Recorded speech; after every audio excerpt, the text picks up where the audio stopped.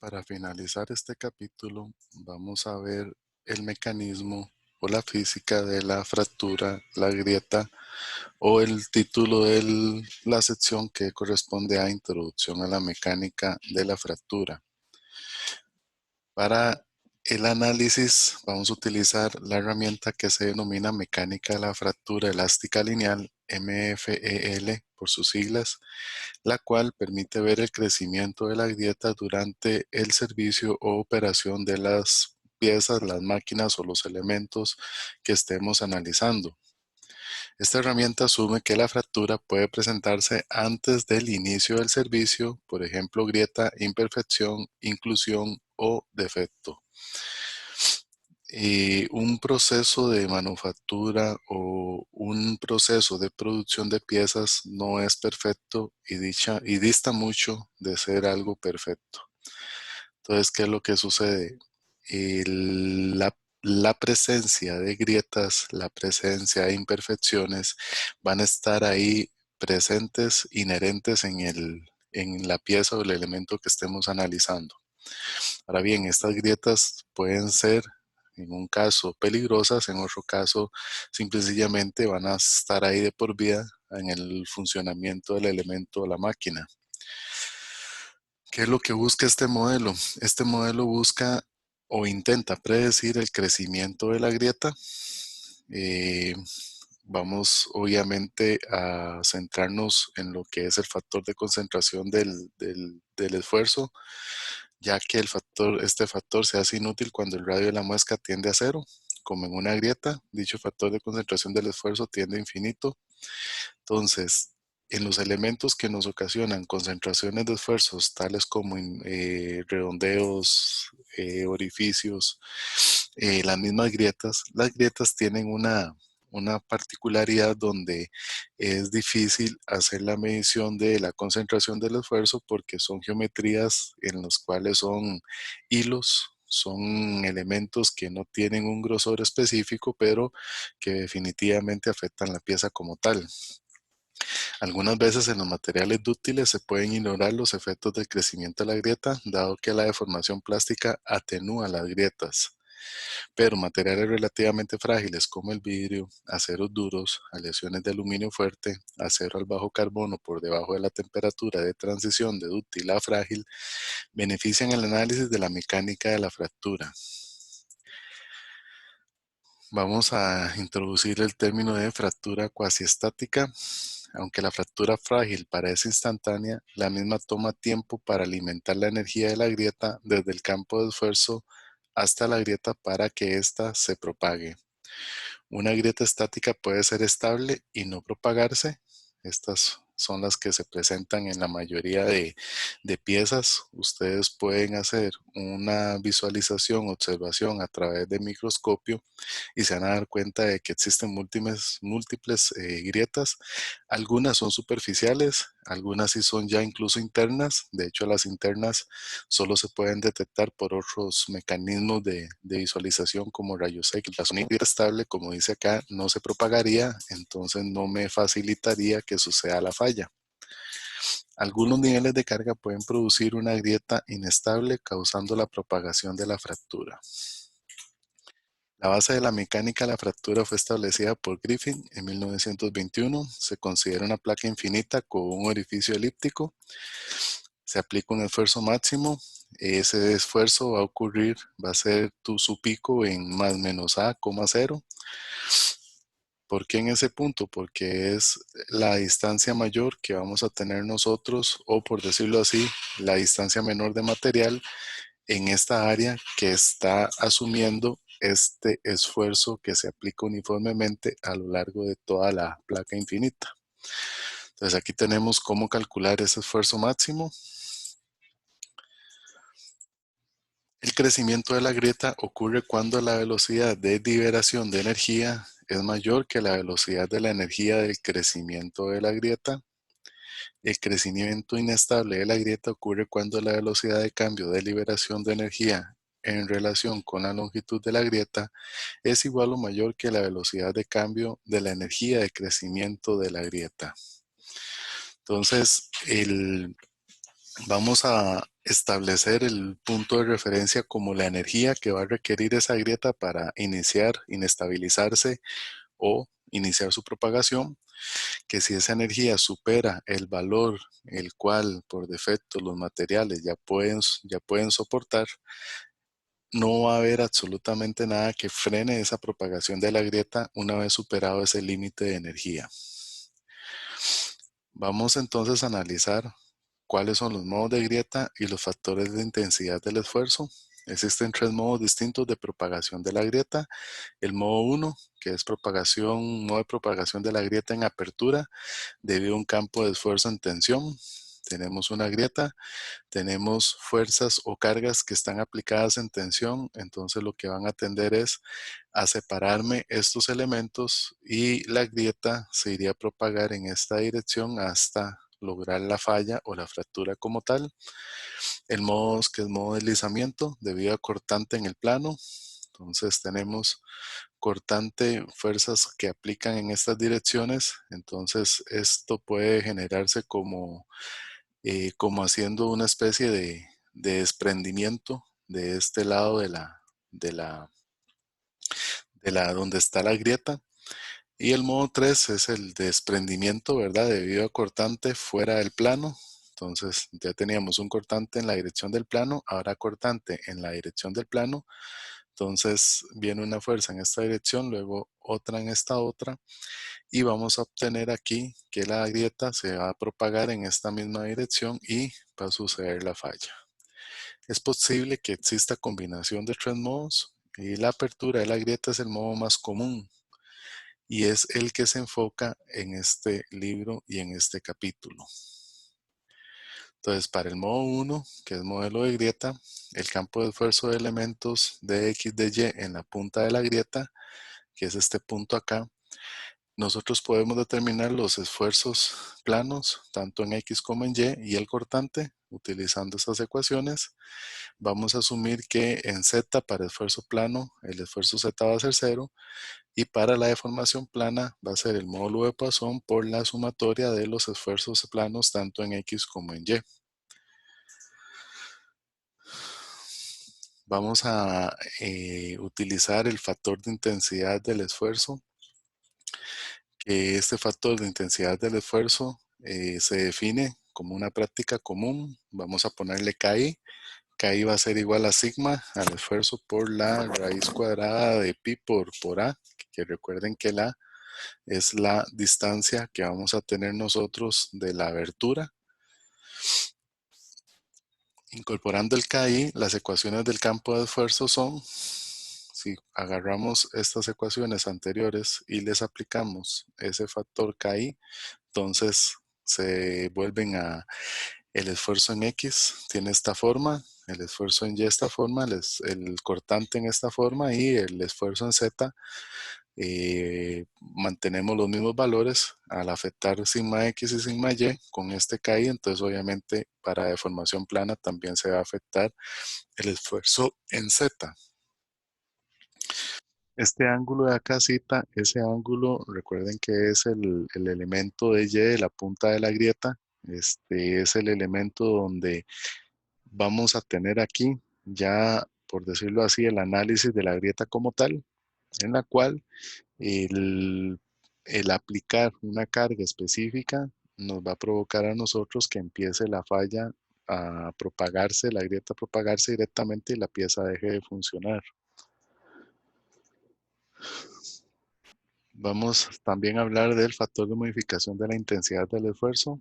El factor de la intensidad del esfuerzo KI es una función de la geometría, del tamaño y forma de la grieta y el tipo de carga que se aplica al elemento. Para varias cargas y configuraciones geométricas, el factor de modificación de la intensidad del esfuerzo beta puede incorporarse como KI igual beta sigma raíz cuadrada de pi por A.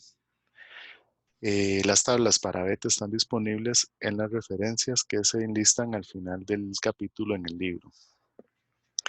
Muy bien. Para las figuras de las 5.25 a las 5.30 se muestran algunas configuraciones comunes para poder establecer el factor de intensidad de modificación del esfuerzo o el beta, en este caso para utilizar en el análisis de la En el caso de que queramos establecer cuándo se va a dar la falla y cómo se va a dar esta a través de la grieta.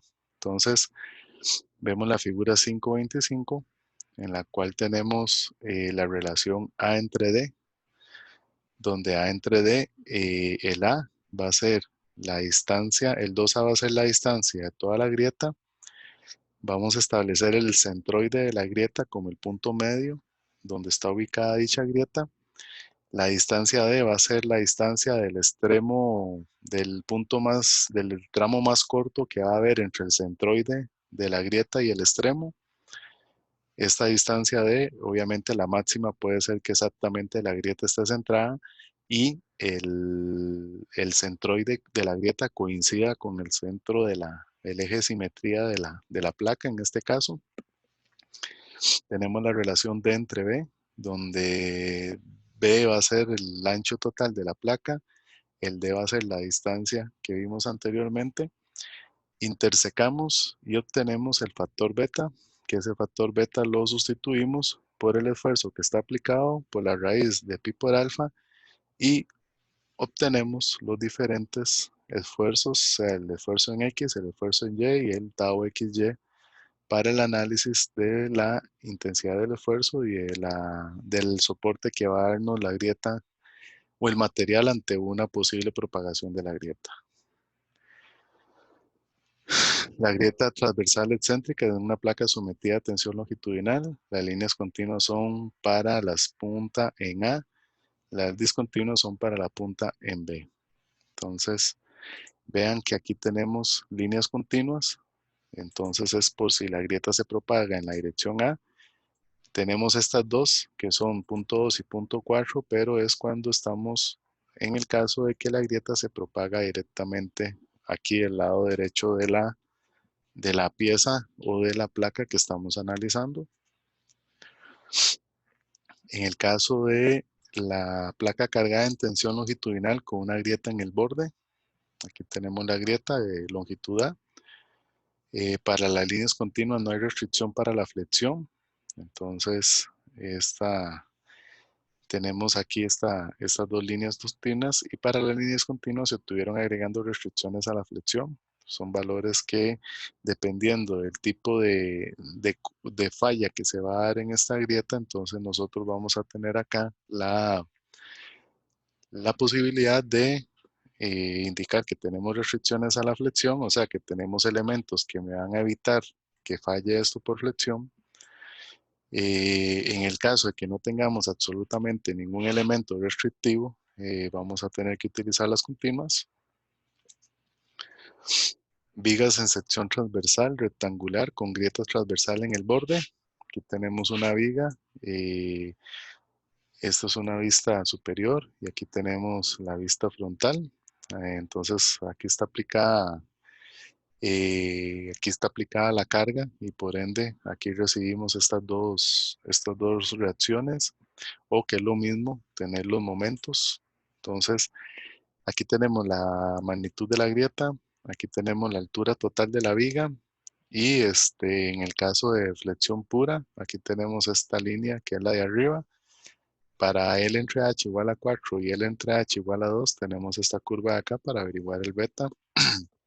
Y así sucesivamente, placa en tensión que contiene un agujero circular con dos grietas. Aquí tenemos dos grietas en el cuadrante oeste y el cuadrante este del orificio.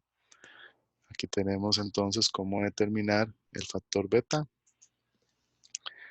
Un cilindro sometido a tensión axial con grieta radial de profundidad que se extiende por completo alrededor de la circunferencia del cilindro. Entonces aquí tenemos una grieta que básicamente está a lo largo de todo el cilindro establecida. Tiene una distancia A. Aquí está en función de los radios y dependiendo de los radios obtenemos el factor beta.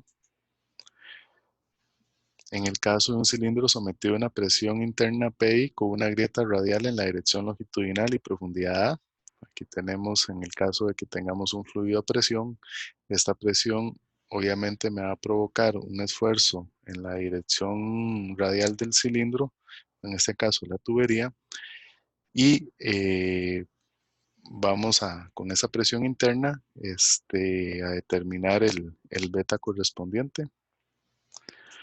Y ustedes pueden encontrar en las referencias más gráficas que nos puedan ayudar a determinar el factor de beta para saber la modificación a la intensidad del esfuerzo.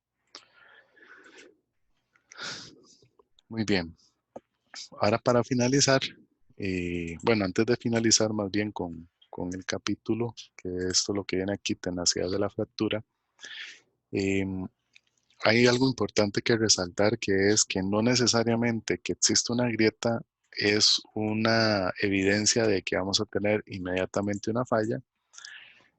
Puede que una pieza funcione toda su vida útil con una grieta, porque obviamente no se va a alcanzar nunca la energía que me va a ayudar a propagar esa grieta.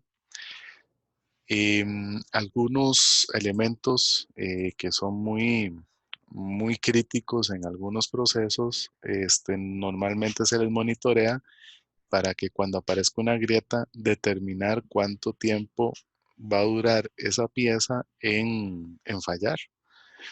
Se hace todo un análisis y se plantea o se propone o se programa un mantenimiento. En ese mantenimiento lo que se va a hacer es sustituir la pieza.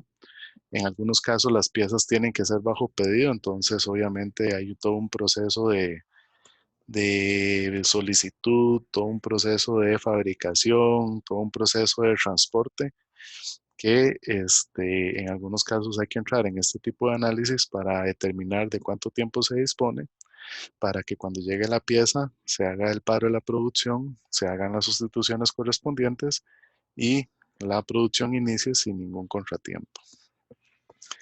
Entonces, el objetivo de esta parte es que ustedes tengan esa herramienta de análisis en el caso de que detecten una grieta, o si ya saben que hay un elemento que tenga una grieta, determinar si esa grieta es crítica, porque en el caso de que sea crítica, van a tener que considerar la sustitución de esa pieza en un momento específico, y estos cálculos me pueden a mí ayudar a determinar ese tiempo. El último tema del libro, del capítulo, perdón, es la tenacidad de la fractura. La propagación de la grieta inicia cuando el factor de la intensidad del esfuerzo alcanza un valor crítico. Aparece el factor de intensidad del esfuerzo crítico KIC.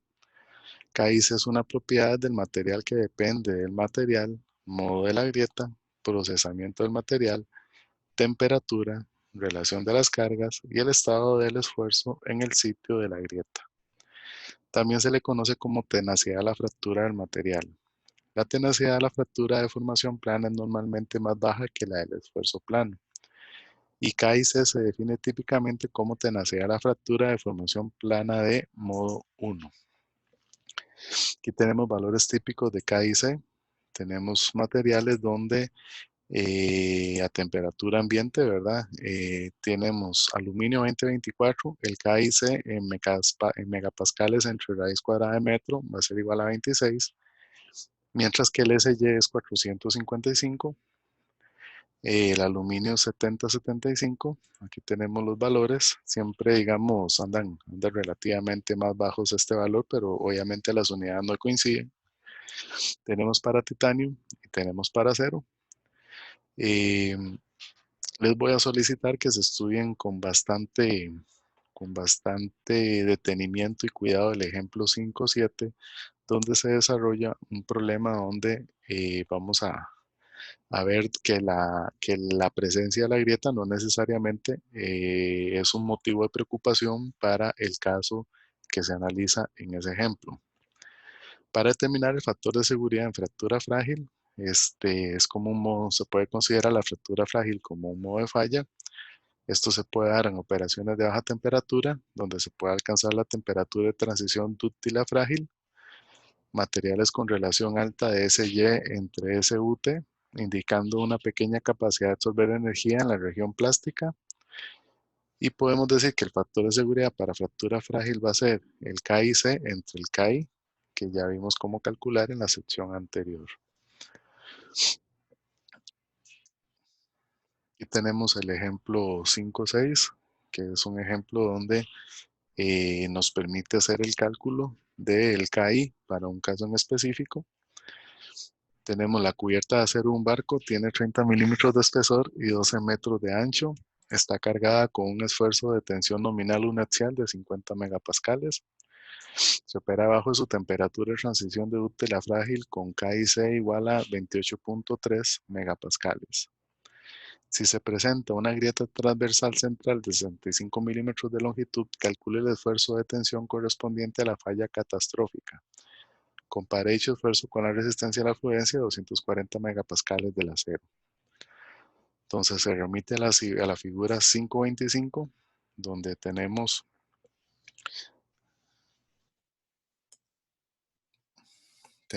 este caso y tenemos el casco, el espesor de ese casco, ¿verdad? Del barco y tenemos que calcular el beta con esta gráfica. Entonces nos vamos tenemos, ¿verdad? Que en este caso el D es igual a B, ya que la grieta es central, es transversal de 65 metros de longitud. El espesor es de 30 milímetros.